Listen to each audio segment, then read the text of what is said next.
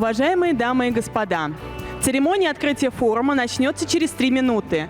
Просим занять ваши места в зале.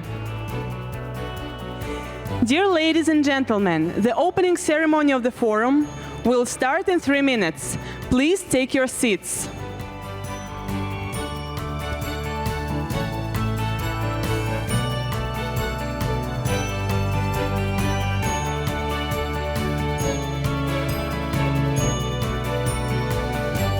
Уважаемые дамы и господа, церемония открытия форума начнется через 3 минуты. Пожалуйста, занимайте ваши места. Dear ladies and gentlemen, the opening ceremony of the forum will start in 3 minutes. Please take your seats.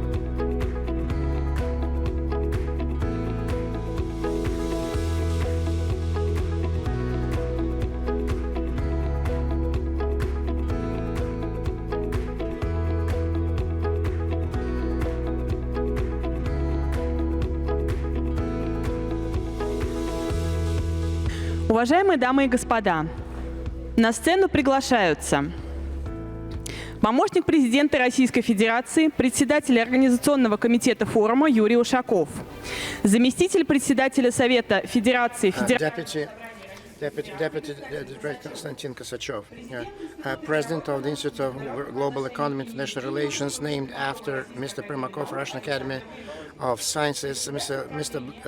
Denkin. So head of the chairman of the management, president of the trade and chamber of commerce. So Yuri Ushakov. Konstantin Kosachev, Deputy Chairman of the Council of Federation of the Assembly of the Russian Federation. Alexander Dinkin, President of the Primakov Institute of World Economy and International Relations. Sergei Katyrin, Chairman of the Board, President of the Russian Chamber of Commerce and Industry. Доброе утро, уважаемые. Good morning, ladies and gentlemen. Dear colleagues, allow me to open the 8th International Scientific Expert Forum, the Primakov's Readings, to pronounce the welcome of the President of the Russian Federation, and for the address to the participants of the forum, I would like to invite the aide of the President, Chairman of the Organizing Committee of the Primakov's Readings, Extraordinary and Plenipotentiary Ambassador Yuri Ushakov.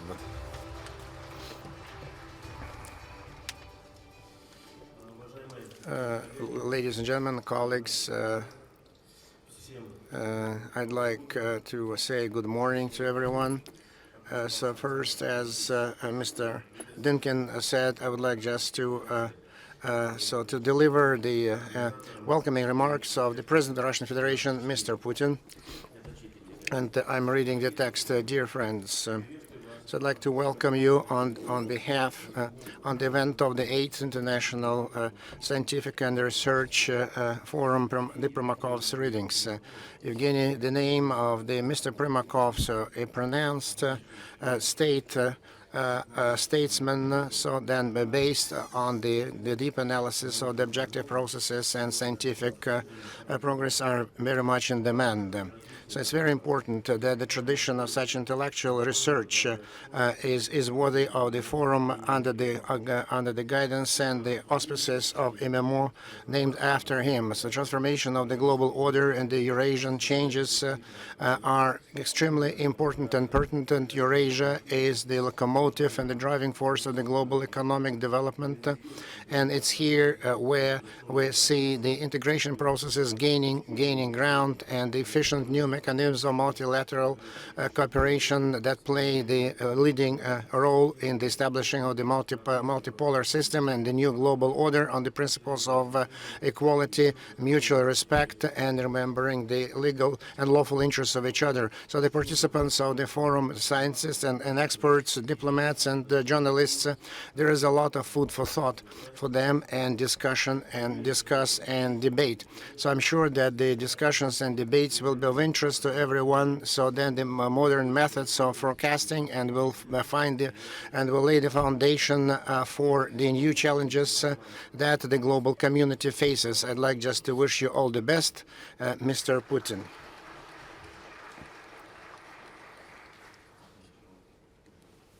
So over to you, colleagues. As the last year, so the readings will be held in a combined manner. So besides those present here offline, as I understand, so there will be a lot of international experts will be connecting to us online. And I'd like to believe that in time, so we'll be able just to return to the former lively, vibrant communication and in a wider expert council. And so that's why. But certainly the situation. I hope that so the Western colleagues will come back who used to regularly come to Moscow. Unfortunately, now just they don't dare to do that, and or sometimes they're not recommended to come. And so the majority of those present here and not present here, after all, share the idea pronounced by one of the greatest authority of American diplomacy and politology, Henry Kissinger, in his recently published book, Leadership. So there he elaborates on the importance of a dialogue and contacts irrespective of untoward international relations. And this is exactly what that our teacher and coach, Mr. Primakov, appealed to. So saying that to be friends with all countries is not necessary, but we need and have to deal and work with all of them. So Mr. Primakov and Mr. Kissinger recently headed the Russian group of the wise men. And so now just you can't even imagine that happening. So difference, the selection of the topic, so Eurasian dimension, new transformation, which is the main topic of today's readings, is logical and very pertinent. And it is the Eurasia that is becoming one of the centers of global development, so where the most important events occurring as for the global policy, new trends are being shaped, and the future of the mankind is being shaped. The statistics speaks for itself. So on the territory of the Eurasian continent, so we have more than half of the population of the planet. In some estimates, whether they're right or not, so over 5.3 billion people live in Eurasia. So this is where we have the largest mineral resources of the world. This is where we have the states with the most dynamically developing economics. So Eurasia is gaining ground very rapidly. So then the prospects of multilateral relations with other countries like SCO, like EUROSES, like ASEAN, and other countries, as then cooperation on the development of peaceful cooperation in Asia. So they're all geared at the development of harmonic multilateral cooperation and not opposition, not confrontation like NATO. So they work on the basis of equality, mutual respect, and profit and interests of all stakeholders. Let me remind you about the fact that the three largest Eurasian countries are in the BRICS, so whose authority is growing. And so they set the tone. International relations become the center of gravity for many influential players. And probably we need to say that it's time to say that in Eurasian dimension, so there is formed a new constructive force, the so-called global majority, so which stands for equal, universal, and honest approaches. And these principles and these approaches, they carry very well with such large regions as Latin America and Africa, so which do not accept the modern forms of the new global order based on the rules determined by we know who. And so then the countries of the global majority, they stand for independent, sovereign course of development, which certainly may not be liked or welcomed by those who are trying just to snag on the losing domination of the world. And we need to recognize that now the global majority is not homogeneous, and so it's only being shaped right now, and now cannot possibly act as a unified, coordinated front. So because there are many oppositions, complications, and complexities between different countries or groups of countries of the continent prevent that. So this is the reality that we have to accept. And besides, in the Eurasian circle, so there are stakeholders who continue to gravitate towards the collective West, and probably it's time just to say that so they gravitate towards the Western minority, collective minority. But the only logical process of self-organization of Eurasia will definitely be promoting and moving towards greater independence and greater self-sufficiency. But even now, Eurasia is making very important steps towards establishing more democratic and fair system of global order. So the order which in cooperation, where cooperation is based on mutually recognized principles and signs of international law, based on the concept of accounting for the interests of everyone. Eurasia influences what the international relations refer to as and move towards multipolarity. That's exactly what was forecasted by Mr. Primakov. Russia supports and streamlines this trunk line movement, and that's exactly what's happening in front of our eyes. The reorientation of our international policy is a good proof of that. So then we need to remind that many were saying and believed in the possibility of personification jointly with Europe. So the tenets of Charles de Gaulle, building the joint space from Lisbon to Vladivostok. Now everyone is beginning to realize that this project failed. And even the European Union, so they shrugged it off. And moreover, then the Americans, to put it mildly, did not contribute to its implementation. And then technically, they did not want to take into account our simple, elementary, understandable interests in the sphere of security. And so now just we have what we have. And so then, in several decades after the collapse of the Soviet Union, Russia has not become an integrated part of the greater Europe.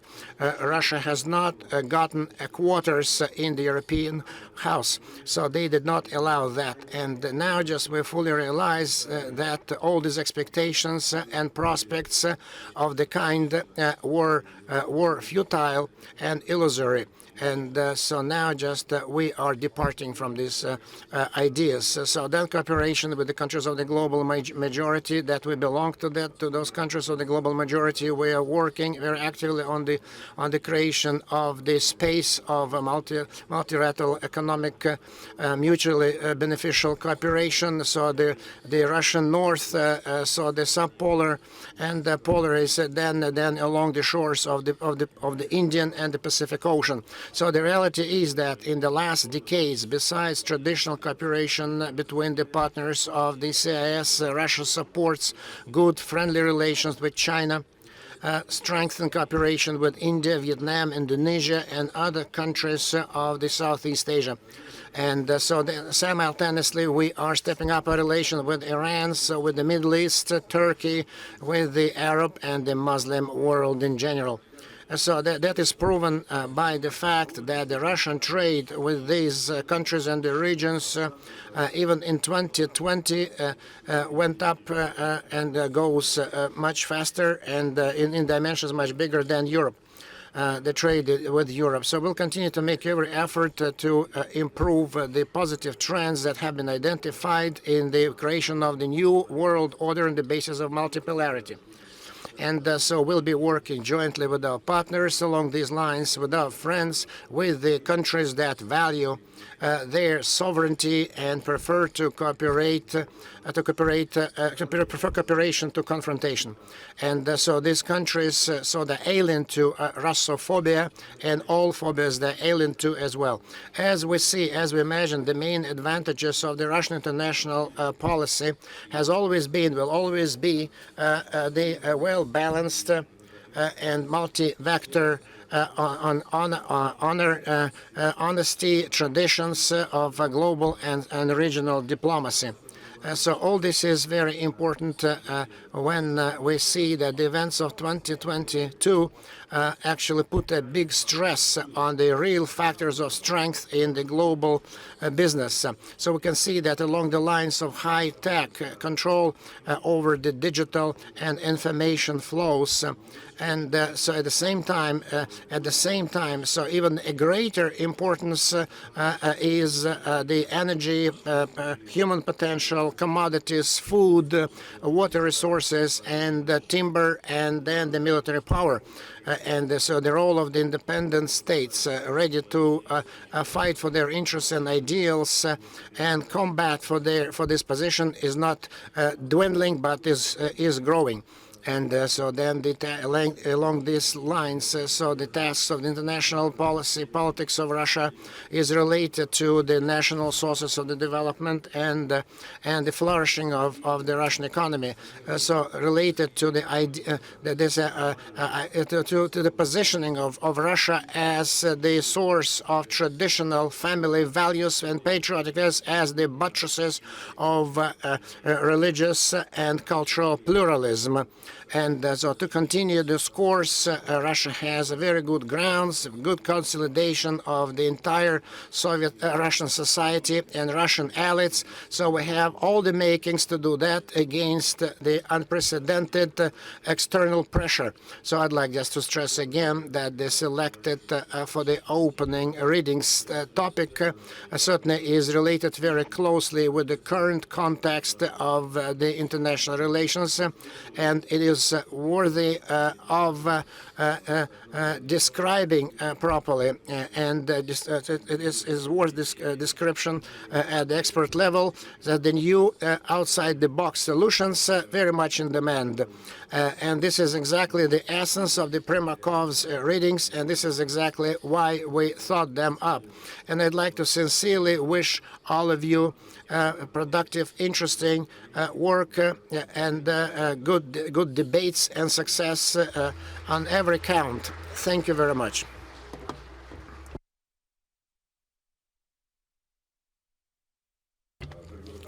So I'd like just for the address to the participants of the Primakov Readings, the Senator and the Deputy Chairman of the Federation of the Federal Council of Russia, Russian Federation, Konstantin Kosachev, for the welcoming remark.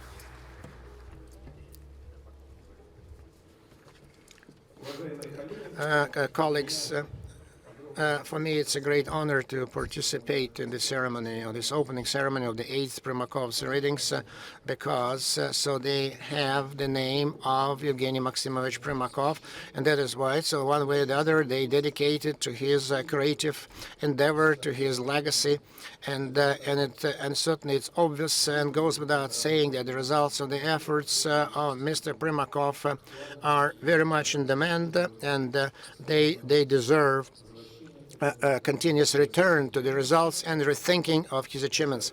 And so then the site of the Primakov's readings in the last 8 years has grown and grew into one of the most authoritative fora, which takes the leading places in different ratings, and it's exactly the site where the thoughts, ideas, they sound in an open fashion, freely, in a vibrant manner, and becomes thus much more in demand, and the results are much better. So the topic of our transformation of the global order in the Eurasian dimension. This is the subject of our today's discussion. So this subject by itself immediately makes you stop and think about different conclusions, because this, although this, it's not a linear story. It's not a transfer from A to point B, since there is no point A named global order, and since there is no certain point B of Eurasian dimension. So why I dare to say that? First point, because in the global order, it's obvious that there is lots of opinions or chaos, and the global order is based on 4 different elements inherited from the past. So I would identify them by numbers. So 1945, 1975, 1995, and 2015. Why? So 1945, so the global order of the Yalta type, so the UN creation, so which laid the foundation of the post-war regulation. Understand what I'm talking about? That was the dream of this of the global order, just to be built on equality. That's exactly what the Charter of the UN says. And then by the Yeltsin conference, so I realized that this could not come to pass, because then the global order was divided into the opposing systems and blocks, and so then in 1975 the appearance of another global order, so with the idea of building the peace in the shape of Atlantics to the Urals and the Euro from Lisbon to Vladivostok. That's 1975. 1995, the first landmark.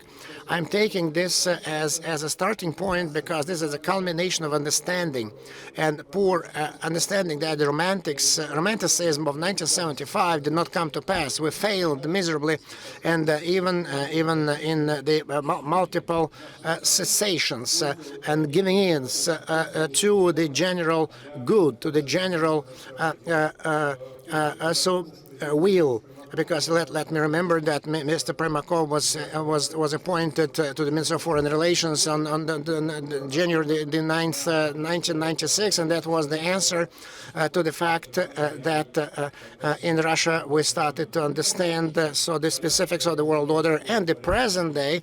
So this is the order a la 2015. Although between 1995 and 2015, lots of events occurred, and so the return of the plane of Primakov over the Atlantics back to Russia, so as a challenge for the events in Yugoslavia, and the presentation of the president of the Russian president at the Munich conference in 2007, and the aggression of Georgia against the South Ossetia in 2008, and the state coup of 2014 in Ukraine. Lots of events in those times, but I take it as a main characteristic, main landmark of 2015 is the beginning of our anti-terrorist operation in Syria, and this is very telling. This is very important story, because a demonstration of our disagreement with the Western order, And so because starting from the return of the Primakov's plane over the Atlantic and all the way down to the well-argumented demonstration of our disagreement. So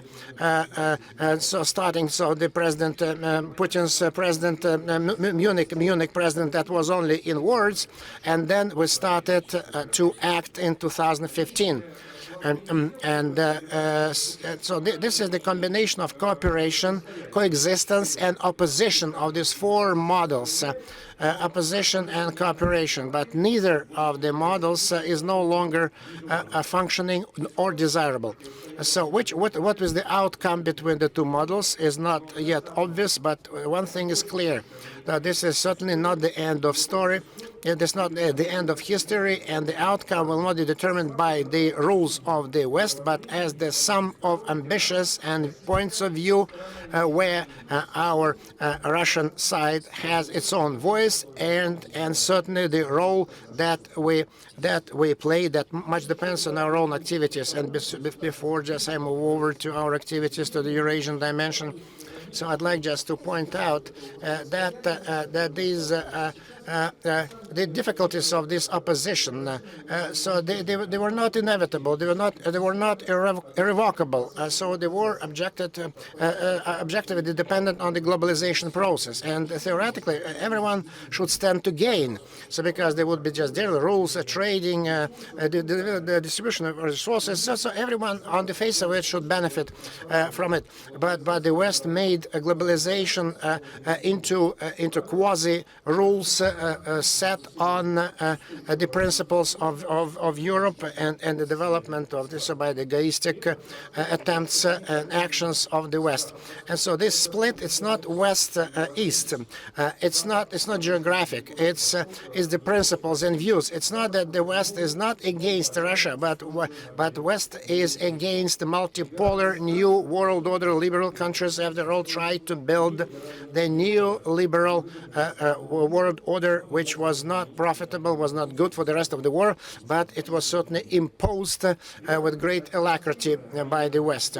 So then the alternative, sustainable, multipolar model, actually, and not only the classical West is happy with it, so because they certainly get advantages from domination, even less, so the neophyte countries, so not happy with it. 1975, 1995, 2015, so they selected to go for the West.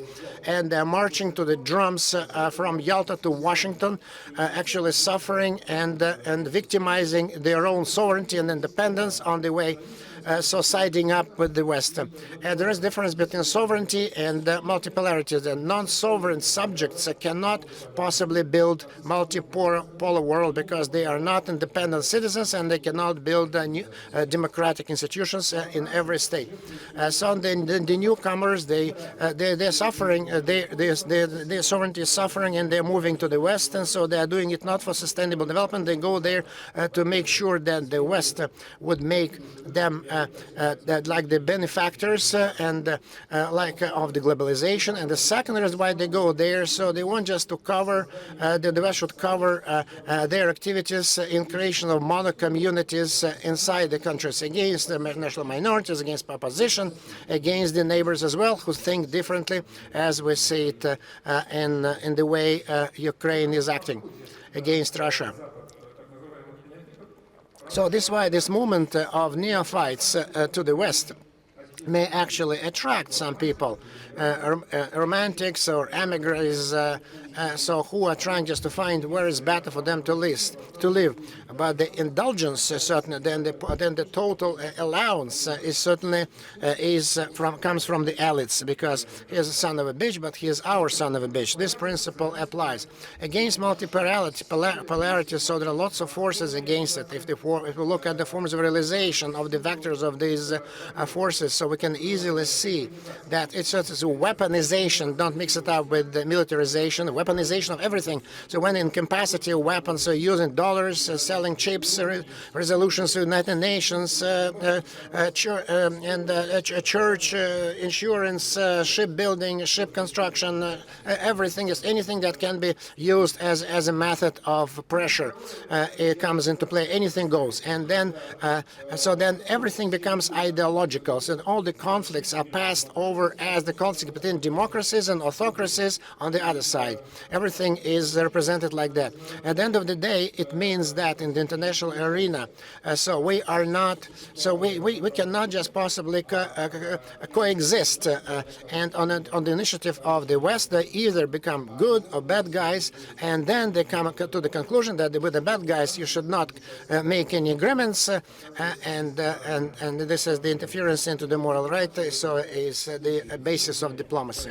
In this case, the diplomacy is substituted by quasi-court litigation process and ultimatums. Yeah, and speaking about multipolar world, certainly objective trends are there. And from my point of view, it is obvious increase of the third countries, third parties, the mid powers as a main driving force of the changes in the world. So we could not see them. The BRICS, Shanghai Cooperation Organization, and the G20 even reflects it, and the certainly economy. So just one number that I see very convincing: the year 2000, the states that now impose sanctions against Russia produce 80% of the global GDP. In 2020, those countries used to produce only 60% of the global GDP. Certainly, the demography, indeed, by 50 years or so, 5 countries of Africa, no European country. The 5 countries of Africa will be the most densely populated, no Europeans, and 3 Asian countries will be the most densely populated. By 2050, in Africa, 1/4 of the global population will live, and by 2040, almost 40%. Certainly, it changes the forces on the global world. And the fourth trend is regional agenda. So the regional structures that I partially mentioned, and Russia should certainly not oversleep this trend and should not oversleep the regionalization as we missed the globalization. So with those multi-directed forces, we need to think about the concept of the future. Russia certainly is in a condition and must offer our own concept. In my view, we have not yet come up with a clear and transparent concept. In my opinion, this concept cannot be just pro and contra or only contra. It cannot be pro-Russian alone, how much as we want it, but or pro-Western. Because no models that would copy the logic of the Cold War won't work. And the solution of global problems through development of Eurasian dimension is the draft of the multipolarity. And this multipolarity draft should not be considered in the usual centric key, the West or West against the East, West against Russia.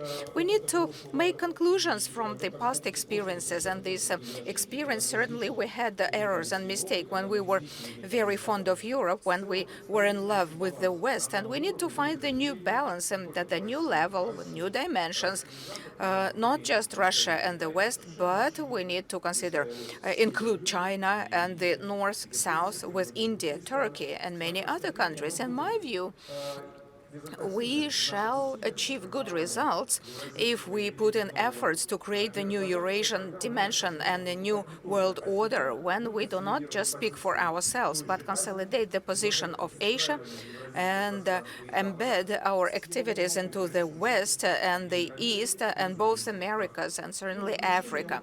And in conclusion, to the second question, how can we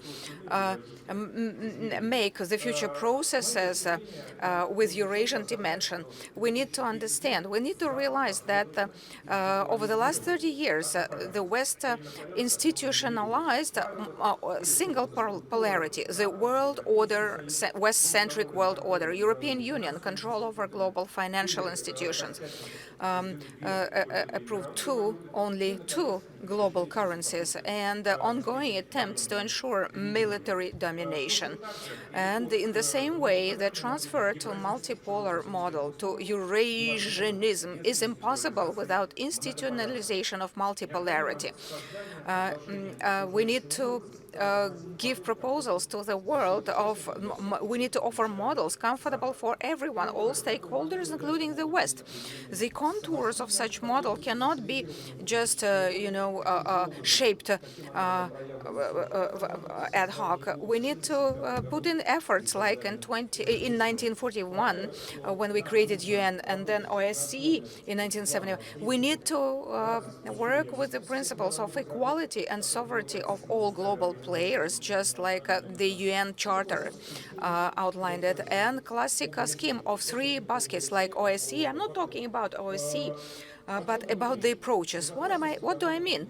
Security, safety, economy of humanitarian sphere. Security should be considered broader than just military security. This is ensuring the rule of international law over the order based on rule. No Western rules-based order will guarantee our country or other countries comprehensive security. And in this case, Russia can undertake the mission of initiator of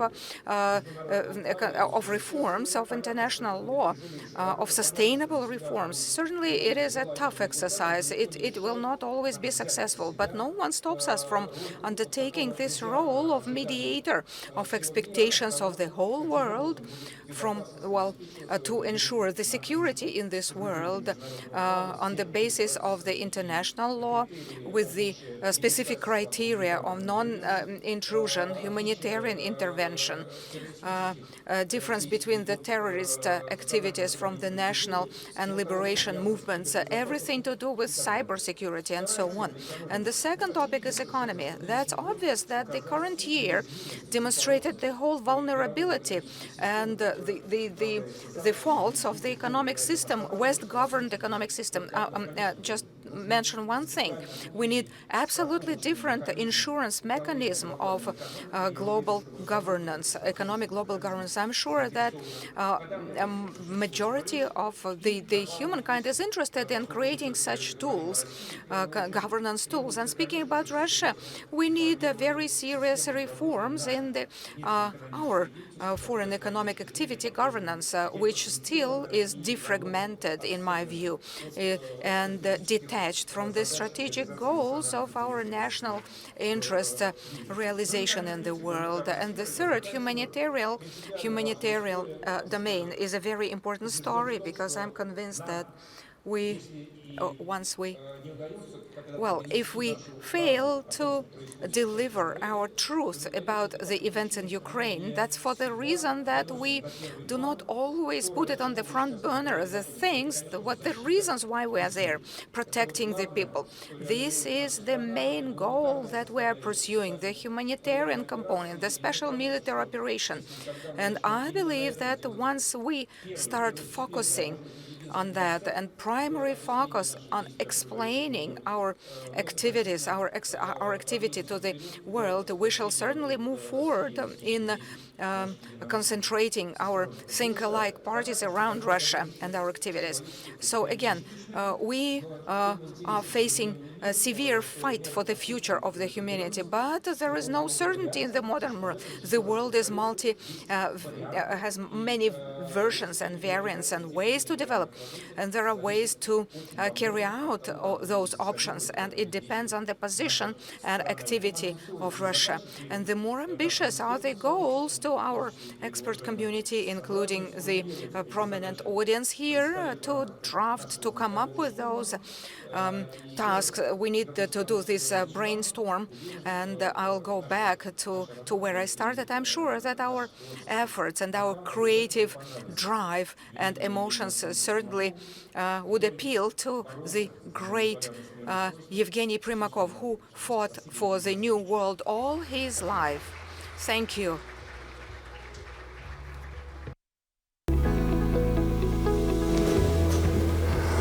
Уважаемые дамы и господа, Dear ladies and gentlemen, in spite of the dramatic events of the current year, in the 8th reading we have experts, high-class experts from 18 countries, along with a large number of prominent Russian participants. Very high-level Russian. I would like to express my gratitude to the President of Russia and the Fund of Presidential Programs and Grants and our corporate sponsors and information partners for sustainable support of our forum. And I'm grateful to the Russian Chamber of Trade and Commerce for great organizational assistance. So we got a welcome address from Deputy Chairman of Russian government, Dmitry Chernyshenko. Yesterday, we had the youth Primakov readings with 75 people from 15 countries, 75 participants. This was a meeting of graduates and active young researchers and scholars who participated in Primakov readings over the last 5 years. And I cannot fail to thank the IMMO people and employees for their and Primakov Center for their colossal effort in organizing our event. I would like to welcome the Nana Evgenievna Primakova and Yevgeny Alexandrovich Primakov, members of the family. Let me say a few words. Yeah, they are here with us today.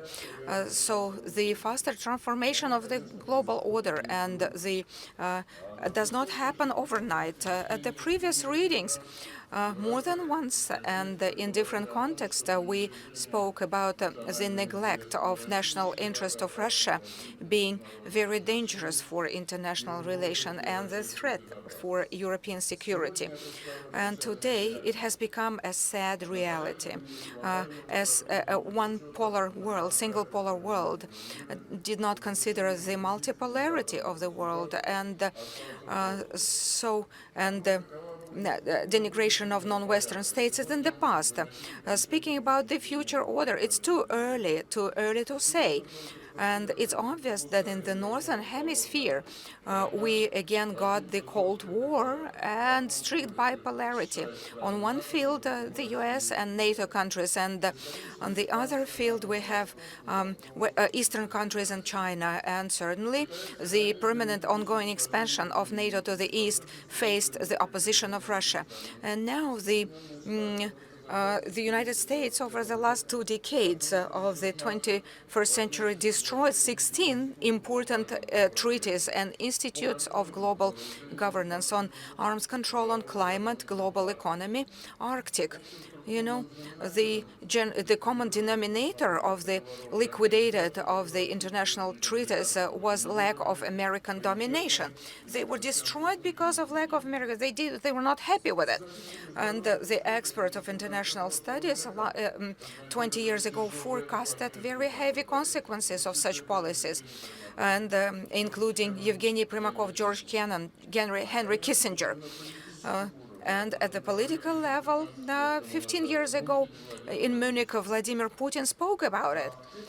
And those warnings were not heard. And it is very sad to state the fact that the political reality does not accept something that does not match the Western narrative, and the professional expertise stays out of demand for immeasurable geostrategic appetites.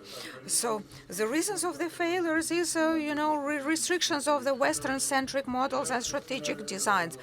And so the global scenarios only European or transatlantic historic experience-centric oriented.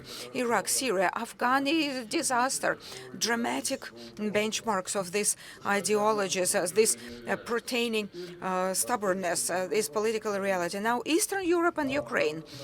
In the European continent, we see the revival of the most reactionary concepts. And then self-made border states like in Bucharest, Intermarian concept of Pilsudski, of one dating back 100 years, about sanitary border around Russia. Politicization breaks all the communication and logistics of global economy, sometimes literally. And then technological clusterization in aviation, cars, microchips, medicine, healthcare, financial services. Politicizing of competition for strategic products like energy, food, rare metals, vaccines. And it's complemented by the rivalry for control of technologies and information networks and digital platforms. Climate agenda is ousted by energy security, and decarbonization as a global problem is being put off.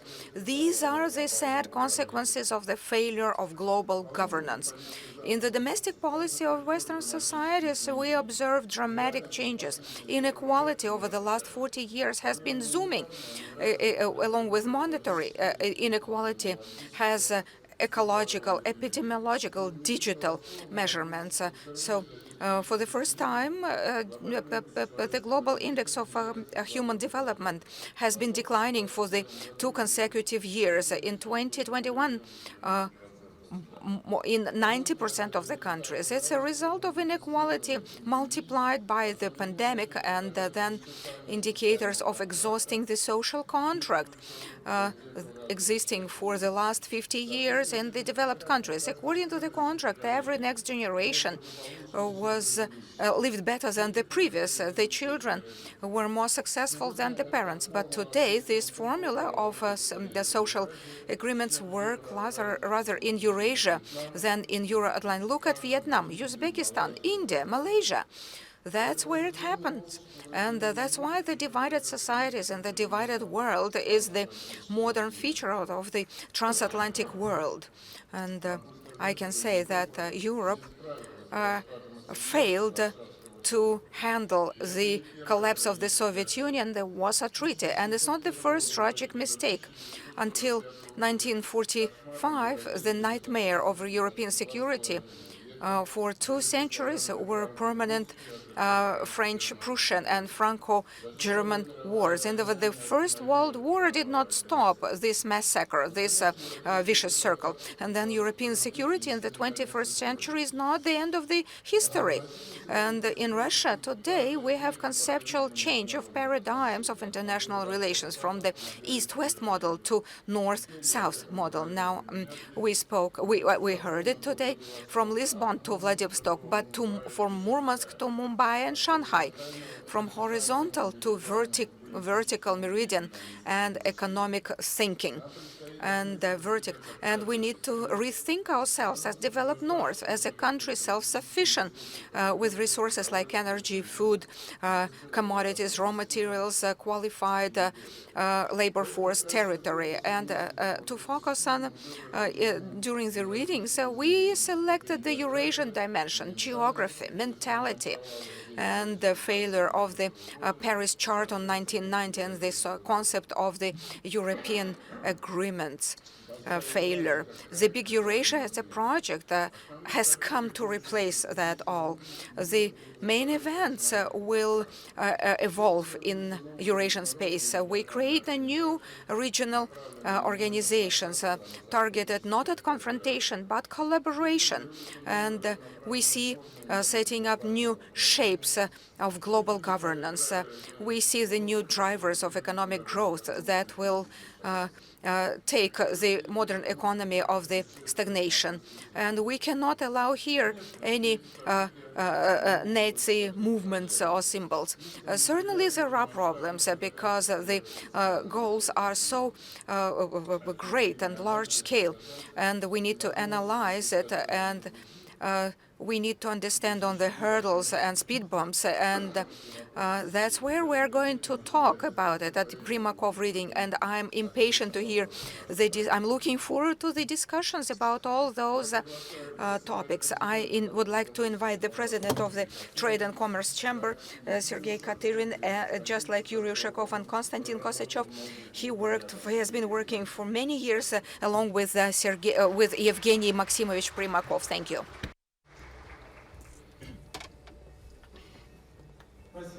Thank you. Thank you. I'm happy to welcome all the participants of today's forum, and which once again united us. So in memory of the great diplomat, scientist, prominent scientist and scientific, and a great citizen of Russia.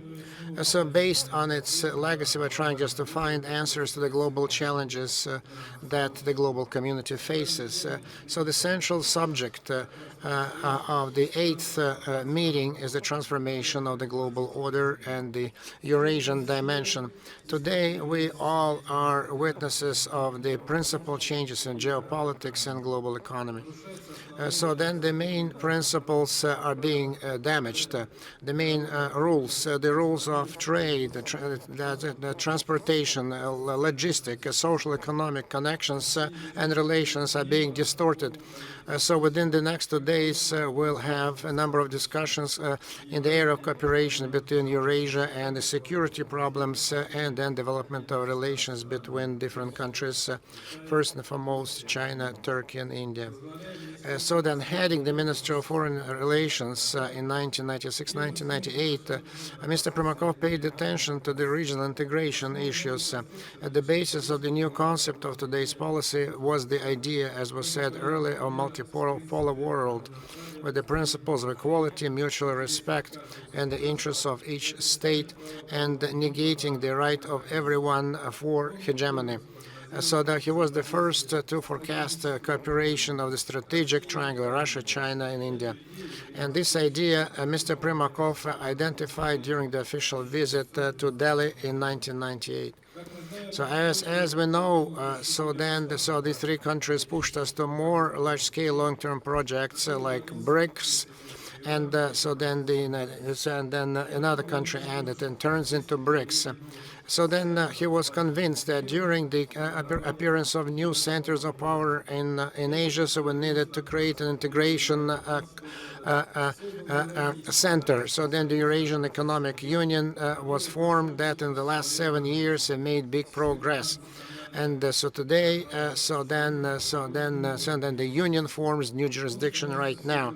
So the EU, so it becomes more and more attractive from the viewpoint of investments, expanding international relations and unification. The economic growth that for many have reached in 2021 almost 5% growth, higher than any forecasting. So then Evgeny Maximovich thought that in spite of the processes of globalization integration, the state sovereignty should always stay. So not even in the original form, because the transfer of some cooperation levels to over the national level, and so then forcing others without forcing others, so that they think is right. So the pandemic and the constraints of the business activities, then the complexities of business activities formed by the unprecedented sanctions pressure certainly impacted the macroeconomic situation in the world, but at the same time gave an impetus to the regional economic integration, development of mutual trade, and the motivation in the area of imports replacement. And so the share of national currencies in the countries came up to 70%. So then the cooperation between the state reached its maximum over the remaining period and exceeded $73 billion. which is more than 25% vis-à-vis 2020. And so then the internal trade grew 11%. So the Eurasian place has always taken a special place in the international cooperation, and the trade and businessman chamber has participated in it and moved along the lines of mutually complementing tracks. So then we are trying just to unify the rules of taxation in the EU. And so we managed just to get the new instrument of financing cooperation projects, new developments since the Union signing of the project in 2014. So then the criteria of participation were absent, and so then appeared later cooperation, the countries of different countries based on the existing companies and assets, and then the brownfield created many new sites in every of the state that were part of the Union. And so then currently we are preparing new documents that would provide this Commission special procedural documents detailing the rules of and the mechanisms of selection of such new projects. So now just we already tried just to identify the priority projects, available financing, and motivating the demand for the products manufactured by the EU. So then we are preparing now the Eurasian institutional standard, investment standard, so to support investment activities and financial activities at the annual EU forum that took place in Bishkek this year. So the most important priority was creating new conditions for stepping up cooperation agreements and implementation of joint projects aimed at imports replacement. So the departing Western brands open up new opportunities to get to our new market, and so then in 2023, so there will be chairmanship of Russia, and so then we are planning just to build the new consultative council in Moscow on the sidelines of this forum that will take place in 2023. I spoke at the beginning that I will certainly dedicate most of our activities to the partnership with China. China replaces so the countries the companies that left our country, and we have two representative offices of our chamber, and the Chinese Business Council works very actively, and we are working very actively with the Chinese Committee of the Cooperation and Change and the Chinese Chamber of Trade and Commerce of China, which is a priority of the development of interregional cooperation. So now just we can say about several dozens of fora, cooperations, mutual visits which took place recently. Now just we can see the new vector on cooperation of the Eurasian Union and the Chinese economic project, so One Belt, One Way.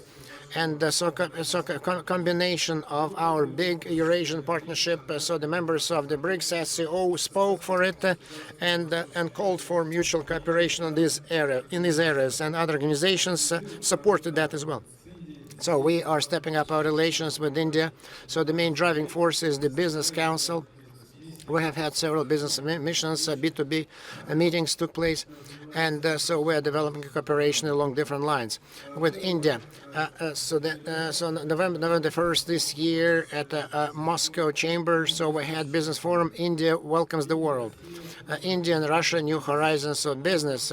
Within the framework of this forum, we raised a number of issues of expanding relationship, of mutual cooperation in different areas, including in industrial area.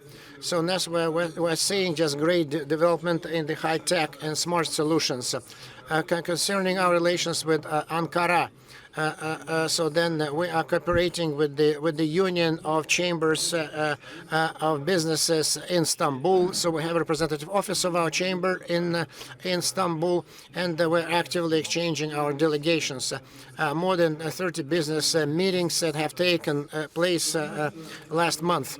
So then our work in the Eurasian area certainly is not limited to cooperation with these countries. At the end of last year, so we opened up several representative offices in of the ASEAN countries with the main office in Jakarta, and that is very promising for the development in this area.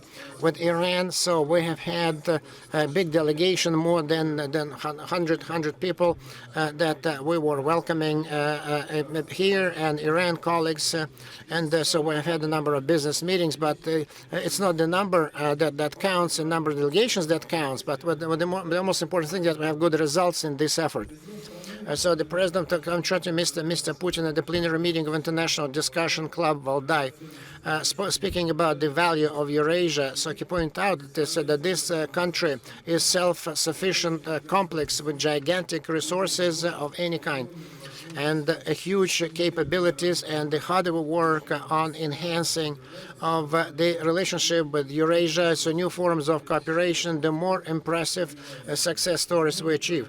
And many projects in this part of the world is the beginning of new era, a new stage in the development of Eurasia.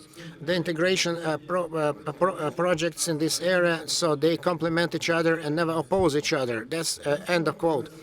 Unquote. So as we have new opportunities, and will work in a sustainable fashion in the interest of business for the profiting of all our countries, and like to wish the participants of our forum interesting discussion. Thank you for your attention.